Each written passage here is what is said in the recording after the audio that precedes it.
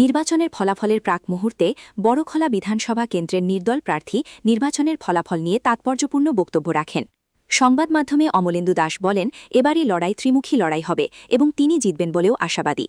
এবারে নির্বাচনে বড়খলার মানুষ কাকে ভোট দিয়েছেন এই মুহূর্তে বলা মুশকিল বলেও জানান। তিনি আরও বলেন, নির্বাচনের সময় বিজেপি প্রার্থী কিশোর নাথ তাকেই নিয়ে ব্যস্ত ছিলেন, তাই আগামীকালকের ফলাফলে বুঝে যাবেন জনগণ কাকে সমর্থন করেছেন এবং ভোটের বাক্স প্রমাণ দেবে নির্দল প্রার্থী হিসেবে তিনি কত ভোট পেয়েছেন। তবে পুং বলেন, কংগ্রেস প্রার্থী ড অমিত কালওয়ারের সঙ্গে তার লড়াই হবে বলে জানান তিনি।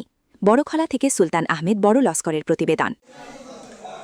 এবারের ভোট কোন দিকে কোন ভোট কার গেল আসলে বলতে গেলে ভোটের হিসাবটা কেউ বলা সম্ভব নয়। যারা দাবি করছেন একদম ফাঁকা দাবি, আর আমি সেক্ষেত্রে প্রতিদ্বন্দ্বিতা কার হবে সেটা বলতে পারি না, তবে একটা কথা বলতে পারি যে প্রতিদ্বন্দ্বিতা ত্রিমুখী হবে। আচ্ছা, যেহেতু আপনি দুইটা স্ট্রং দলের সঙ্গে লড়াই করছেন, আপনি যেহেতু নির্দল প্রার্থী হয়েছেন, আপনি কি ভাববেন বা আপনি কেমন ভোটে জয়ী হবেন বা বড়খলা আসনে কে কত ভোট পাবে এ নিয়ে কি বলবেন?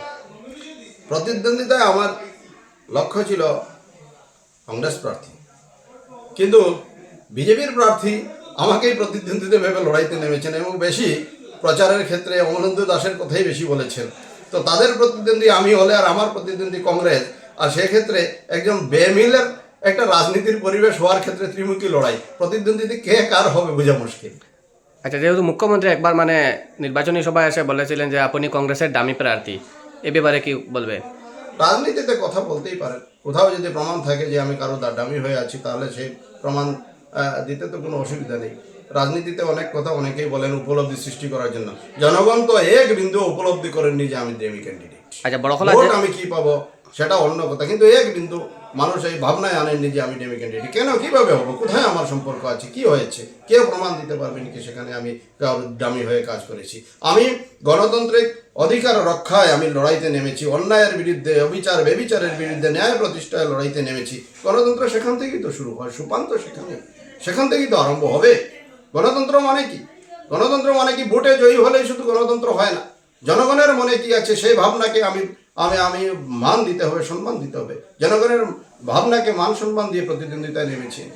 আচ্ছা দাদা, যেহেতু আরও তো নির্দল প্রার্থী ছিলেন, আপনার কথা শাসক দলের মানুষ প্রচারে এসে বিভিন্ন নেতা মন্ত্রীরা আপনার কথা কেন বলেন? বিভিন্নভাবে শাসক দল আমাকে পরাস্ত করতে লেগেছিল, অনেক পন্থা অবলম্বন করেছে।